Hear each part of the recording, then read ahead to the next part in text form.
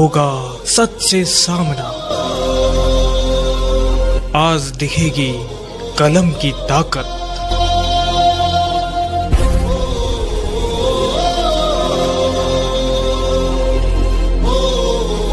मजहब नहीं सिखाता आपस में बैर रखना। हिम्मत हो सच बोलने का, ताकत हो सच सुनने का। KKN news. जय माता दी सभी को। और मुझे इस चीज़ का बहुत ज़्यादा दुख है कि मेरी दोनों बेटियां, तीनों बेटियां और इस जागरण लाइन में जितनी भी मेरी बेटियां हैं, राधा पार्वती जो भी बनती है, सबके घर में प्रॉब्लम है। इसी वजह से वो घर से बाहर है। इसी वजह से आधी रात को घर से बाहर है। किसकी माँ और किसकी बहन है जो अपने घर से बाहर आधी रात को निकले? या जितने भी यहाँ पे आर्टिस्ट है, कौन चाहता है कि मेरी माँ बहन रात को घर से बाहर निकले? या कोई भाई है जो कि आधी रात को पता नहीं होता कहाँ पे भवन है, कहाँ पे साउंड है, कहाँ पे क्या है, कहाँ पे हमारा एक्सीडेंट हो जाएगा रोड पे, कहाँ पे हम लोग मर जाएंगे, किसी को कोई लेना देना नहीं है। सिर्फ मतलब है तो किससे? अपने आप से, जो सिर्फ मोदी और केजरीवाल को है। क्यों? हम पे सूट है और हम पे बूट है तो वो सब कुछ है, और इनका क्या है? कुछ भी नहीं है। हिंदुस्तानी और हिंदुस्तान अपने हिंदुस्तान में ही कटोरा लेकर बैठ गया है। हिंदुस्तान में ही भिखारी बन गया। ये हालात हो गए हैं हिंदुस्तान के। मैं चार गेहूं ले लूं, इधर से चार आटा ले लूं, 4 किलो आटा लेके इधर इसको दे दूं। आपके भी मैं देख रहा हूँ आंखों में आंसू आ रहे हैं और एक दर्द है महसूस हो रहा है। और हम भी चाहेंगे कि कहीं ना कहीं मुझे दर्द सिर्फ अपने बच्चों को लेके, मेरी बहन बेटियों को लेके है। मैं कहीं ना कहीं कुछ भी हूँ, जो भी हूँ, बस दुआएं देने के लिए हूँ। दिल से दुआ निकलती है, चाहे हम लोग जागरण में जाएं, चाहे कहीं भी जाएं, कोई हमें थर्ड जेंडर समझकर भी हमसे आशीर्वाद लेता है तो भी हमसे सिर्फ दुआएं निकलती है हमारे मुंह से। ठीक है, तो इस चीज को समझें। एक कलाकार को कलाकार की जिंदगी जीने दें, उसे कलंकार ना बनाए, उसे कलंकार होने पे मजबूर ना करें। दर्शकों का नमस्कार। आज हम आए हैं शुक्रपुर के अंदर। आपको मिलाते हैं कि कलाकार वगैरह जो कितने समय से, पहले भी 2 साल से परेशान थे, आज भी परेशान है, उन लोगों को किसी प्रकार की कोई राहत नहीं मिल रही। और इस कलाकार के माध्यम से कई परिवार चल रहे हैं, जैसे जागरण हो, डीजे का काम हो, और भी कई तरह के प्रॉब्लम है। क्योंकि कलाकार जो अपनी जीविका चलाता है, वो रोजी रोटी चलाता है, उससे कई परिवारों का जीवन चलता है। और कलाकार ऐसा है, अगर वो कलाकार ही की कला दब जाएगी तो किसी प्रकार वो अपनी कला को नहीं दिखा पाएगा।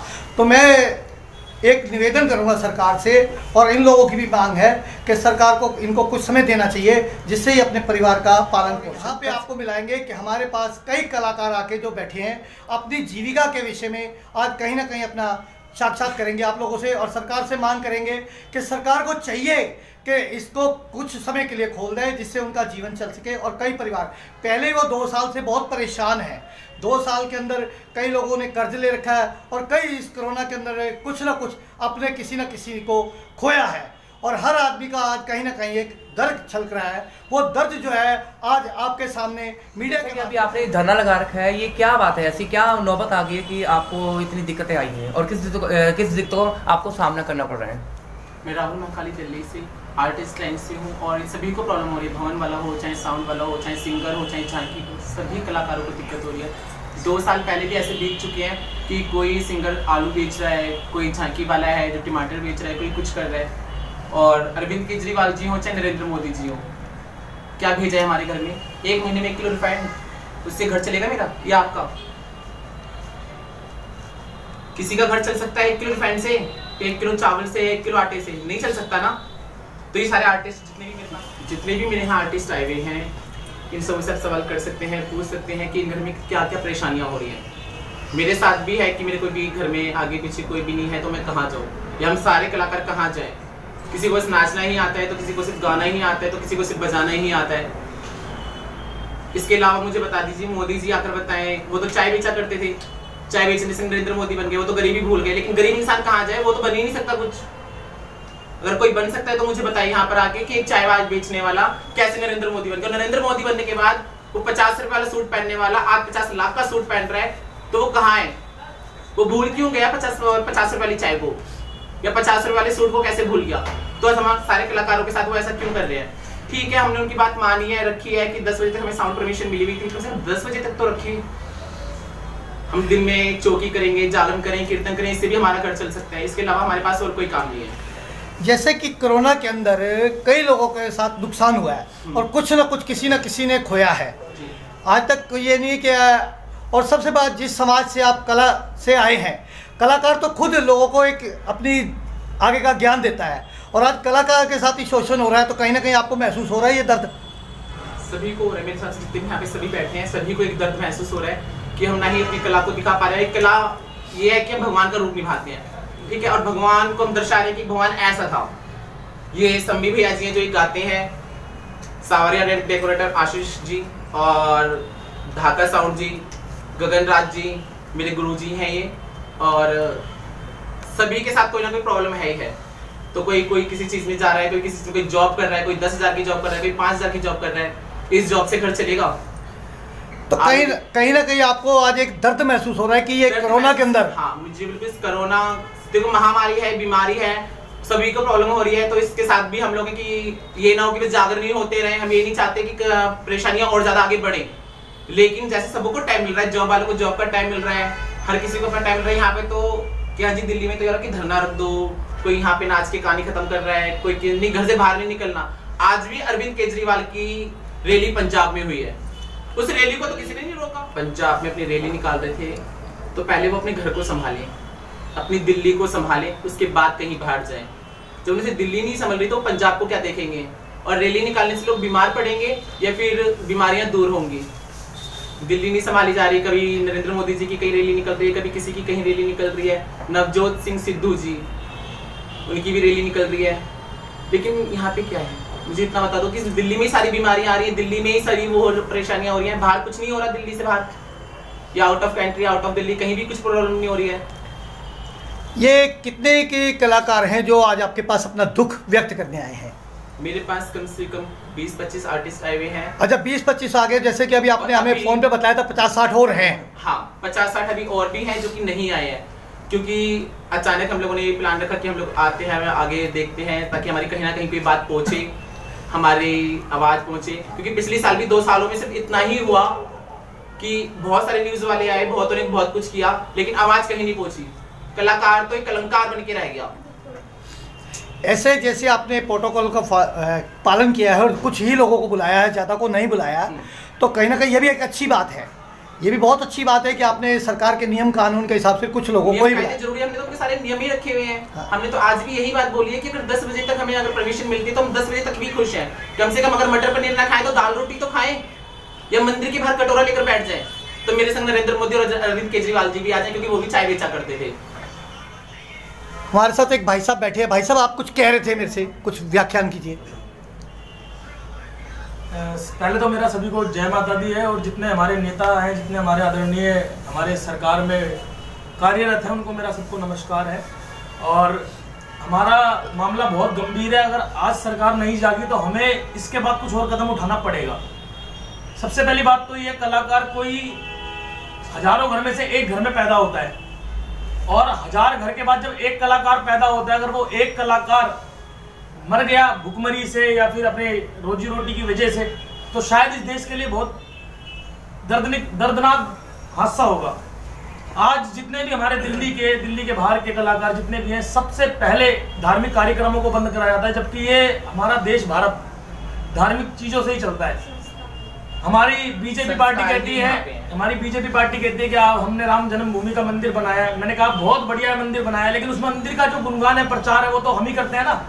जितने कलाकार भाई, कोई रूप लेके, कोई साउंड की सेवा देके, कोई गा के, कोई रिझा के, कोई आर्टिस्ट म्यूजिशियन ढोलक बजा के, कोई मंजीरा बजा के, जब तक उस धर्म का प्रचार नहीं करेंगे, आपको कैसे पता चलेगा हमारे देश की सभ्यता क्या है, हमारे देश में धर्म क्या है। आज सिचुएशन ये है, जब भी कोरोना पिछले 2 साल से चल रहा है, सबसे पहले गाइडलाइन दी जाती है कि रात में नाइट कर्फ्यू है। अगर रात में ये नाइट कर्फ्यू है तो कोरोना तो दिन में भी उतना ही है ना जितना रात में है। अगर आपकी रैलियां लाखों आदमी में हो सकती है, तो हमारे जगराते 100 लोगों के बीच में क्यों नहीं हो सकते?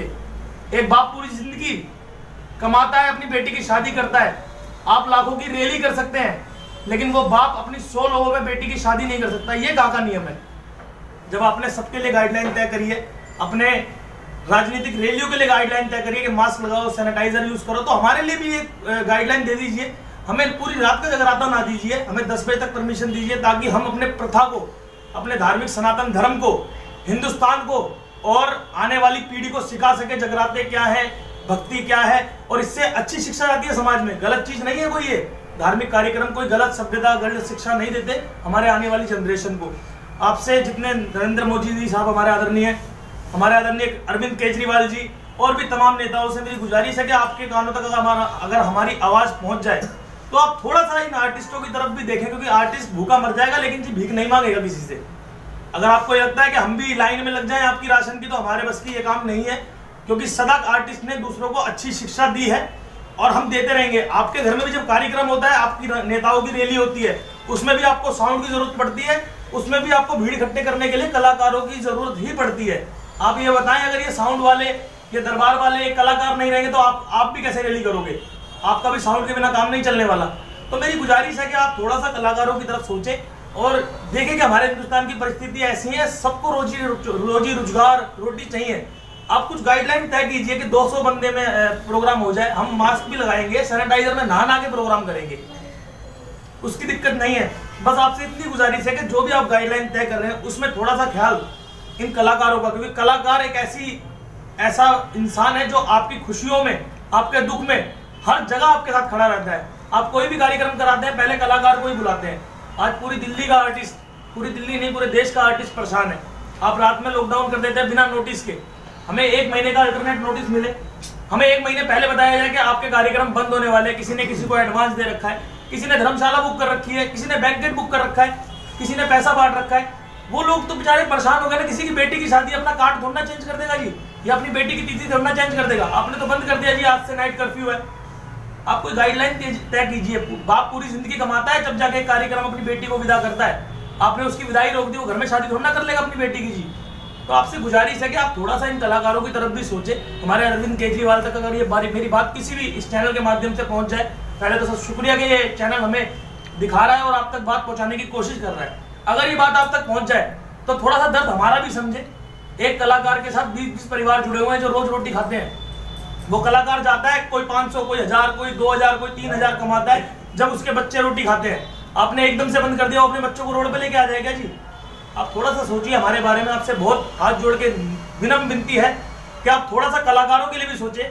अगर नाइट कर्फ्यू लगाना है आप लगाइए, लेकिन आपने जो पहले गाइडलाइन दी कि 11 बजे तक, फिर उसको चेंज कर दिया अगले दिन 10 बजे तक, फिर नेक्स्ट डे चेंज कर दिया उसको 8 बजे तक। अब आप कुछ दिन बाद कह दोगे 5 बजे, फिर दिन में लॉकडाउन जी। हम कहाँ जाए जी? हमारे कोई बैंक बैलेंस है नहीं, हमारा कोई बड़ा, हमारी कोई सपोर्ट है नहीं। और हम सीधी बात करते हैं, हम किसी पार्टी के लिए बात नहीं कर रहे जी, ना किसी धार्मिक मंच के लिए बात कर रहे हैं। हम सिर्फ कलाकारों की हित की बात कर रहे हैं। हम किसी पार्टी से नहीं है, ना हम बीजेपी से, ना कांग्रेस से, ना आम आदमी पार्टी से। हम कहते हैं कि हमारे राजा हैं अरविंद केजरीवाल साहब, पहले आप हमारी सुने, नहीं तो फिर हमें अगर आप नहीं सुनते फिर हमें इसके बाद रोड पे उतरना पड़ेगा, क्योंकि जी हम भूखे तो रह नहीं सकते, ना अपने भूखों बच्चों को मार सकते। अगर आप नहीं सुनी हमारी, फिर हम सबको मजबूर होके रोडों पे प्रदर्शन भी करना पड़ेगा। हम नहीं चाहते कि कानून हम अपने हाथ में लें।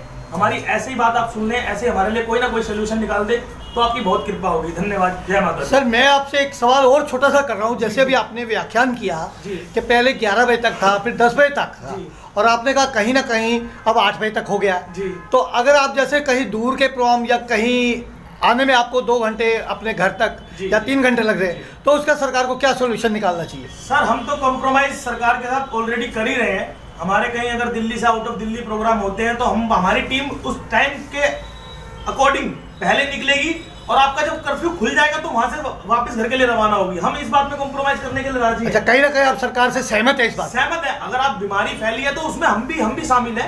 हमारे भी अपनों को बीमारी लग सकती है, हम गाइडलाइन पूरी फॉलो करेंगे जी, मास्क लगाएंगे, और जो हमारे दर्शक हैं उनको भी बोलेंगे मास्क लगाने के लिए। लेकिन आप इस रोजगार को बंद ना कीजिए, क्योंकि रोजगार बंद होने से 100 परिवारों का रोजी रोटी बंद हो जाती है। आपसे अनुरोध है, आप जो भी गाइडलाइन दे रहे हैं, कम से कम एटलीस्ट हाथ जोड़ के विनती 10 बजे तक हमारे धार्मिक कार्यक्रमों को, जिससे हमारा हिंदुस्तान की पहचान है, जिससे हमारे समाज की पहचान है, उस कार्यक्रमों को चलने दें, ताकि हम आगे आने वाली पीढ़ी को बता सके कि राम जी कौन थे, शेरा वाली माता कौन थी, हमारा धर्म क्या कहता है, हमारी शिक्षा क्या कहती है, हमारा हिंदुस्तान क्या कहता है। अगर आप इस चीज को आज बंद कर देते हो तो कल को कोई भी हिंदुस्तान में सनातन धर्म का नाम नहीं लेगा। आपसे विनती है कि आप कुछ गाइडलाइन देके हमें 10 बजे तक ही छोड़ दीजिए। हम चौकी करके खुश हैं। जिनको जगराते करने हैं, वो हमारे जितने दर्शक हैं, हमारे जितने कराने वाले हैं, वो भक्त जानते हैं भगवान दिन में भी हमारे पास रहते हैं, रात में भी रहते हैं। हम दिन में कर लेंगे, लेकिन आप इसको पूर्ण तरीके से बंद कर देंगे।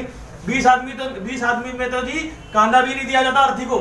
आप 20 आदमी में शादी कैसे कर लेंगे? मरने के बाद आदमी को भी 4-4 कंधा बदलते हैं ना, तो उसको शमशान घाट ले जाने तक के लिए 50 आदमी की जरूरत है। आजकल आपने तो ये नियम निकाल दिया 20 आदमी शादी में, 20 आदमी किसी की मरने के बाद जाएगा। लेकिन आप खुद बताओ, किसी नेता की रैली में ये लाखों की जो भीड़ है वो भी तो 20 आदमी में हो सकती है ना। तो आपसे गुजारिश है, आप हमारी बात भी सुने, हम भी इसी देश के वासी, हम भी वोट देते हैं, हमारा भी आधार कार्ड है जी। धन्यवाद सर। जैसे मैं बोल रहा था आपसे कि कहीं ना कहीं अपना दुख प्रकट करने आए हैं, तो सरकार से क्या कहना चाहेंगे आप? सबसे पहले आप सभी को जय माता दी, जय श्री श्याम। मैं आशीष गर्ग, मेरे साथ मेरे सभी बड़े छोटे भाई लोग बैठे हुए हैं। हम लोग सभी एक जागरण पंथ से जुड़े हुए हैं और हमें आज ये चीज़ महसूस हो रही है कि हमारे धर्म को बहुत ही ज़्यादा संकट में लाया जा रहा है। कहीं ना कहीं आने वाली पीढ़ी, उसको हम क्या शिक्षा देंगे, अपने धर्म के बारे में क्या बताएंगे? सबके लिए कुछ ना कुछ प्रावधान बनाया गया है। जैसे दुकान वालों के लिए एक टाइम निर्धारित किया है कि 8 बजे से लेकर के आप रात के 10 बजे तक अपनी दुकानें खोल सकते हैं। मार्केट के लिए एक टाइम निर्धारित कर दिया गया है। एक ये नाइट कर्फ्यू निर्धारित किया है सरकार ने कि 11 बजे से लेकर सुबह 5 बजे तक का आपका नाइट कर्फ्यू रहेगा। कहीं ना कहीं हमारा जो जागरण पंथ है, ये इससे जुड़े हुए एक नहीं पता नहीं कितने लोग हैं जिनकी समस्याओं का कारण बना हुआ है रोजी रोटी। हम लोग रोजी रोटी के लिए अपना कहाँ जाए, हमारा गुजारा कहाँ से होगा?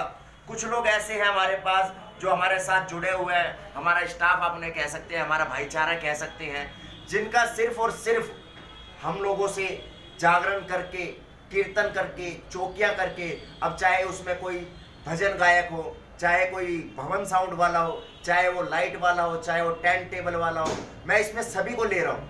सभी का रोजी रोटी का गुजारा जागरण करके, कीर्तन करके, भजन कीर्तन करके होता है। और हमारा धर्म, हमारा देश सन सनातन धर्म, हमारा धर्म है, हमारा हिंदू जो धर्म है वो कहीं ना कहीं संकट में है। इससे उबारने के लिए हमारे को क्या सरकार की तरफ से प्रावधान है, क्या बेनिफिट है? ना तो पहला जब कोरोना आया 2019 में, उस समय हमारे पास जो भी जमा पूंजी थी, हमने अपने साथियों का अपना, जैसे 2020 के अंदर जब कोरोना आया, किसी को संभलने का समय नहीं मिला, क्योंकि किसी ना किसी वजह से कुछ ना कुछ जमा पूंजी सभी के पास थी, चाहे वो थोड़ी थी या ज़्यादा थी, सभी ने मिलकर के एक दूसरे का साथ दिया। दोबारा 2021 में जो दूसरा वेरिएंट को कोरोना जो कि डेल्टा के नाम से आया, उसमें भी कुछ हद तक लोग संभल गए। लेकिन अब ये जो तीसरी लहर जो आई है, ये सिर्फ और सिर्फ हम कलाकारों पे मार है। इसमें ना तो किसी के पास कोई जमा पूंजी बची है, किसी ने कर्ज लेकर के अपना गुजर बसर किया था, तो वो कर्ज चुकाएगा कहाँ से? जब सारे काम धंधे बंद कर दिए गए हैं तो वो कर्ज चुकाएगा कहाँ से इंसान? या तो अगर बंद करना है तो सब कुछ बंद करो, नहीं तो कुछ ना कुछ रियायत हमें भी दो, 2-4 घंटे जो भी तुम्हें देना है। हम जो भी है, हमारे पास किसी का एडवांस आया हुआ है या फिर किसी ने कोई मन्नतें मान रखी है या किसी भी तरीके का कोई भी धार्मिक कार्यक्रम है, क्योंकि कोरोना जब भी देखा है सिर्फ और सिर्फ धार्मिक जगह ही जाता है। कभी कोरोना किसी इलेक्शन में नहीं जाता, किसी रैली में नहीं जाता, किसी पॉलिटिशियंस के पास नहीं जाता, किसी नेताओं के पास कभी नहीं जाता। ये सिर्फ और सिर्फ आम जनता के पास आता है। ये सिर्फ गरीब तबके का जो इंसान है, क्योंकि देखो आपके दर्शकों से मैं कहना चाहूँगा, जो पूंजीपति है वो तो अपनी पूंजी से अपना गुजर बसर कर लेंगे, लेकिन हम जैसे जो गरीब तबका है, जो हम कलाकार हैं, सभी है, ये ना तो किसी से मांग सकते हैं और ना किसी से अपना दुख व्यक्त कर सकते हैं। हम लोग कहाँ जाए? हमारे लिए क्या प्रावधान है? कहीं ना कहीं सरकार हमारी सुने। सिर्फ सरकार से एक ही विनती है कि हमारी बात रखी जाए। अगर अभी हम शांत वातावरण में, शांत माहौल से ये बात कह रहे हैं, माननीय हमारे प्रधानमंत्री नरेंद्र मोदी जी, माननीय हमारे देश के जो राजा हैं और हमारे जो दिल्ली के राजा हैं माननीय अरविंद केजरीवाल जी, जो कहीं पे अपनी रैलियां कर रहे हैं पंजाब में, साथ में बड़े बड़े नेता, बड़े बड़े पॉलिटिशियंस उनके साथ हैं, तो भैया सब कुछ जायज़ है आपका। आपके जितने भी प्रोटोकॉल हम फॉलो कर रहे हैं, चाहे वो मास्क है, चाहे वो सैनिटाइजर है, चाहे वो कोई भी आपकी गाइडलाइन है, चाहे आपने नाइट कर्फ्यू किया है, बस हमारी भी बात रखी जाए। सभी को इतना ही मेरी तरफ से जय माता दी, जय श्री श्याम। कह रहे थे पूनम मैम जी, मैं सभी को राधे राधे और हमारी तरफ से जय माता दी। जो हमारा जो जागरण लाइन है, जो जागरण लाइन में हमारे जो बुलाया है राहुल जी ने, हम ये चाहते हैं जो केजरीवाल जी और नरेंद्र मोदी जी ने ये जो फैसला लिया है लॉकडाउन का, हमें इससे क्या मिलेगा, क्या प्राप्त कर रहे हैं, हमें ये बता दीजिए। आपने लॉकडाउन तो कर दिया है, आपने हमारे लिए क्या लाइन गाइड क्या करिए, हमें सिर्फ इतना बताइए आप कि आपके लिए ये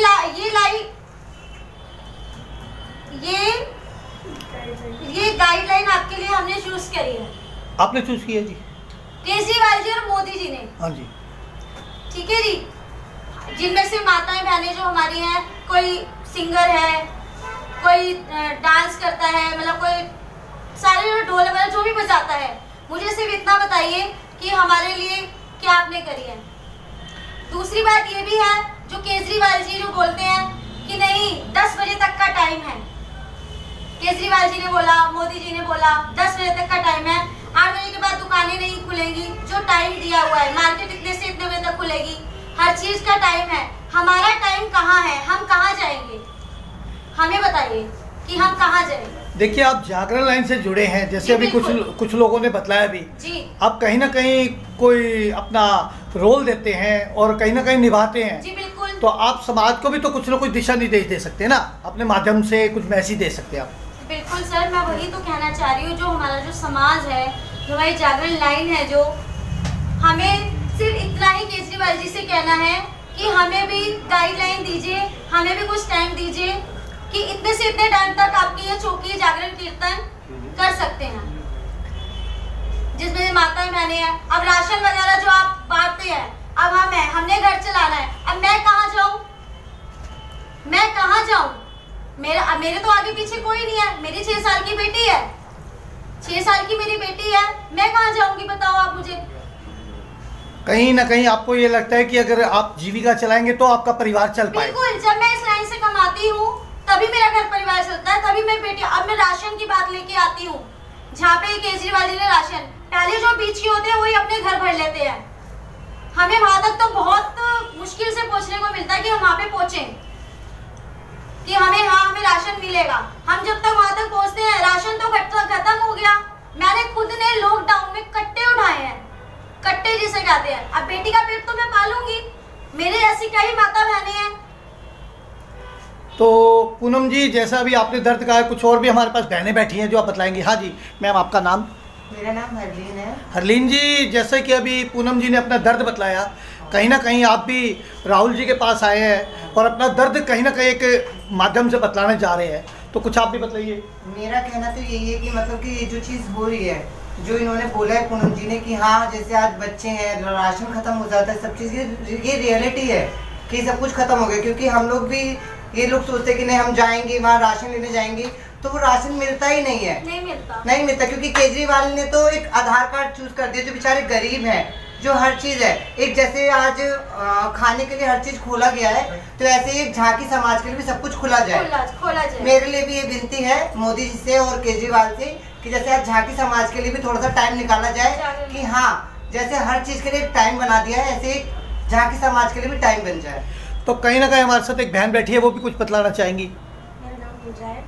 जी मैम, थोड़ा सा नाम बताइए दोबारा से। पूजा है मेरा नाम। हाँ पूजा जी, आप थोड़े बतलाएंगे क्या कहना चाहते हैं आप सरकार को? मैं इन दोनों दीदियों से सहमत हूँ जो इन्होंने बोला, और जैसे कि ये कह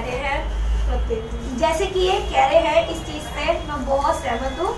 और जैसे कि मैं क्यों झूठ बोलूँ, मैं किराए पर रहती हूँ, मेरा सारा चीज़ इसी चीज़ से चलता है बहुत ज़्यादा। मैं इस टाइम मेरा लाइन ही यही चीज़ है, मैं इवेंट लाइन और राधा किशन जो हम बनते हैं, ये हमारा बहुत ज़्यादा काम है हमारा ये।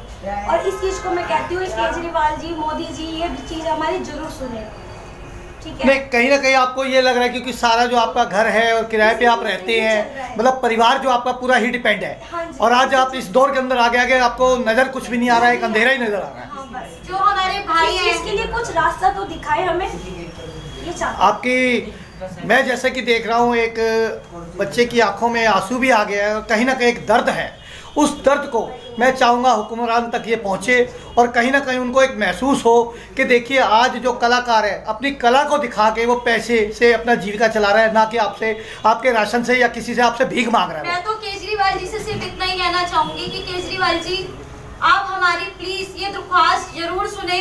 आपसे हाथ जोड़ के विनती है, जो आपने अपने नियम रखे हैं वो हम फॉलो करेंगे। प्लीज आपसे हाथ जोड़ के विनती है कि आप हमें भी उस टाइम का, जैसे 10 से 8 का मार्केट का टाइम दिया है, 3 से 6 जैसे जैसे अपने नियम बनाए हैं वही नियम हम फॉलो करेंगे। आपसे बस यही विनती है कि आप हमें भी कुछ गाइडलाइन दें। Please I request you Modi ji and Kejriwal ji, please please please please sir हमारे लिए भी कुछ सोचें आप। बताना चाह रही थी कि हम रोटी के लिए भी मोहताज हो जाते हैं। कई बार तो ऐसा होता है कि 1 रुपया भी हाथ में नहीं होता, अगर हम जाए राशन लेने के लिए भी तो हाथ खड़े कर दिए जाते हैं। केजरीवाल जी ने ये नहीं देखा, लॉकडाउन तो बहुत जल्दी कर दिया, हमें अब ये श्रम कार्ड ये सब चीजें बनवा रहे हैं। श्रम कार्ड होगा या लेबर कार्ड होगा, इन चीजों के लिए पहले हम पैसे देंगे, उसके बाद पैसे आएंगे, वो भी पैसे नहीं आएंगे। कहीं ना कहीं एक दर्द है और मैं जैसा कि देख रहा हूँ लोगों की आंखों में एक आंसू भी आ रहे हैं और कलाकार जो है एक तालियों का और एक अपनी कला का पुजारी होता है और उस पुजारी को ही अगर दबा दिया जाएगा तो कलाकार अपना कहाँ उभर के पाएगा। तो मेरा एक चैनल के माध्यम से सरकार से निवेदन है कि इनका आंसुओं को देखा जाए। कहीं ना कहीं जैसे हरलीन जी कुछ कह रही थी, हरलीन जी आप क्या कह रही थी? मैं यही कहना चाहूँगी कि जो आज ये सब चीज़ें हो रही हैं ये सच्चाई है कि हम लोग जब तक पैसा नहीं भरेंगे जब तक हमारे पास कुछ आएगा ही नहीं। ठीक है, अगर हम आटा लेने भी जाएंगे तो हमारे लिए वो मतलब 30 रुपये होने चाहिए पहले जेब में, है ना, तब हम आधी किलो आटा 1 किलो आटा खरीद सकते हैं। कोई राधा बनेगा, इनमें से कोई पार्वती बनेगा, इसके बाद मेरे पास पैसे आएंगे। जब ये पैसे आएंगे अपना घर चलाएंगे। इसकी एक बेटी है छोटी सी जिसके लिए राधा भी बनती है, पार्वती भी करती है, आधी रात को रोडों पे खड़ी होती है, जाती है, आगे पीछे कोई है नहीं। ये गुड़िया भी बनती है राधा पार्वती, इसके भी घर में कोई नहीं है, इसके भी कोई आगे पीछे नहीं है। मैं कहाँ जाऊँ, कौन आएगा? किससे मांगूंगी मैं? क्या केजरीवाल जी मेरे घर में आएंगे पैसे देंगे या मोदी जी आके मुझे कहेंगे नहीं बेटा तुम रुको हम तुम्हारे पीछे खड़े? अरे तुम तो एक राजाओं की तरह कुर्सी पे बैठे हो, लेकिन हम जैसों का क्या होगा हमें बताओ ना, हम कहाँ जाएंगे? कहीं ना कहीं एक दर्द है, एक आंसू है और सरकार को चाहिए कि एक कलाकार की पीड़ा को अगर सरकार नहीं समझ पा रही तो मैं चाहूँगा कि इससे बड़ी दुखदायी इस हिंदुस्तान के अंदर कोई घटना नहीं होगी, क्योंकि सबसे बड़ी कहीं ना कहीं हादसा होता है उनको तो एक मुआवजा दिया जाता है। ये कलाकार है अपनी कला को दिखा के और जनता से पैसे लेते हैं और उस कला को ही अगर दबा दिया जाएगा तो ये दोबारा अपनी कला को कहाँ ले। जय माता दी सभी को। और मुझे इस चीज़ का बहुत ज़्यादा दुख है कि मेरी बेटी, मेरी दोनों बेटियां, तीनों बेटियां और इस जागरण लाइन में जितनी भी मेरी बेटियां हैं, राधा पार्वती जो भी बनती है, सबके घर में प्रॉब्लम है। इसी वजह से वो घर से बाहर है, इसी वजह से आधी रात को घर से बाहर है। किसकी माँ और किसकी बहन है जो अपने घर से बाहर आधी रात को निकले? या जितने भी यहाँ पे आर्टिस्ट है कौन चाहता है कि मेरी माँ बहन रात को घर से बाहर निकले? या कोई भाई है जो कि आधी रात को पता नहीं होता कहाँ पे भवन है, कहाँ पे साउंड है, कहाँ पे क्या है, कहाँ पे हमारा एक्सीडेंट हो जाएगा रोड पे, कहाँ पे हम लोग मर जाएंगे, किसी को कोई लेना देना नहीं है। सिर्फ मतलब है तो किससे? अपने आप से, जो सिर्फ मोदी और केजरीवाल को है। क्यों? हम पे सूट है और हम पे बूट है तो वो सब कुछ है, और इनका क्या है? कुछ भी नहीं है। हिंदुस्तानी और हिंदुस्तान अपने हिंदुस्तान में ही कटोरा लेकर बैठ गया है। हिंदुस्तानी हिंदुस्तान में ही भिखारी बन गया। ये हालात हो गए हैं हिंदुस्तान के। मैं 4 गेहूं ले लूं, इधर से 4 आटा ले लूं, 4 किलो आटा लेके इधर इसको दे दूं, इधर से मैं एक दूसरे की हेल्प कर। क्या कहना चाहिए अभी आपने? जैसे आपके भी मैं देख रहा हूँ आंखों में आंसू आ रहे हैं और एक दर्द है महसूस हो रहा है, और हम भी चाहेंगे कि कहीं ना कहीं मुझे दर्द सिर्फ अपने बच्चों को लेके, मेरी बहन बेटियों को लेके है। मैं कहीं ना कहीं कुछ भी हूँ, जो भी हूँ, बस दुआएं देने के लिए हूँ। दिल से दुआ निकलती है, चाहे हम लोग जागरण में जाएं, चाहे कहीं भी जाएं, कोई हमें थर्ड जेंडर समझकर भी हमसे आशीर्वाद लेता है तो भी हमसे सिर्फ दुआएं निकलती है हमारे मुंह से। ठीक है, तो इस चीज को समझें। एक कलाकार को कलाकार की जिंदगी जीने दें, उसे कलंकार ना बनाए, उसे कलंकार होने पे मजबूर ना करें कि एक कलाकार रोड पे खड़े होकर कलंकार बन जाए। एक बेटी अपने घर से खड़ी होकर बेटी का रोल छोड़ के किसी और का रोल प्ले करे। प्लीज उससे विनती है अरविंद केजरीवाल से और नरेंद्र मोदी जी से कि ऐसा ना करे कि मजबूर हो जाए हर कोई। धरना दुनिया देती है, हम कोई धरना देना नहीं चाहते, हम कोई लड़ाई करना नहीं चाहते, कोई दंगा फसाद नहीं करना चाहते। क्यों? सिर्फ कलाकार, अभी मेरे शम्मी राजपूत जी भैया जी ने बोली थी ये बात कि हजारों घरों में, कुछ घरों में ही कलाकार पैदा होते हैं, तो कुछ कलाकारों को जीने दें, मारे ना। बहुत अच्छा। निष्पक्ष, निर्भय और सत्य बताते हैं। हम आपके लिए ऐसी खबरें लाते हैं। KKN न्यूज़ समाज को आईना दिखाते हैं।